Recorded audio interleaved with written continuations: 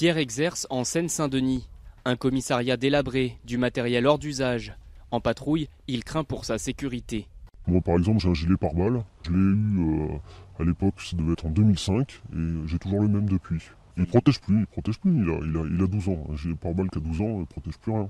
Sa femme aussi est policière dans un quartier sensible. Tous deux aiment leur métier, mais ils ont toujours une appréhension avant d'aller travailler. Même quand on est fâché et qu'on s'est disputé pour X raisons, on ne part jamais sans se dire au revoir. Je pense qu'il n'y a pas dans beaucoup de métiers où les concubins se disent sois prudent avant de partir au travail.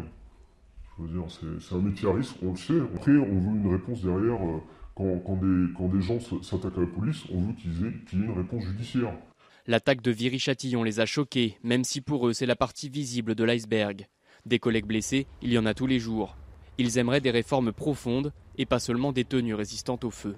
C'est pas ça qu'on veut. Oui, évidemment, on va être protégé. Mais nous, ce qu'on veut, c'est qu'on arrête de nous lancer des cocktails Molotov, qu'on puisse intervenir. C'est pas normal qu'il y ait des zones de non-droit où la police n'ait pas le droit d'entrer. Vous avez des citoyens qui vivent là-dedans, qui ont besoin de nous, qui ont besoin d'être rassurés. Sans moyens pour s'attaquer aux réseaux mafieux, leur hiérarchie leur demande souvent d'interpeller des vendeurs à la sauvette ou de verbaliser pour faire du chiffre. Ce n'est pas pour cela qu'ils se sont engagés dans la police.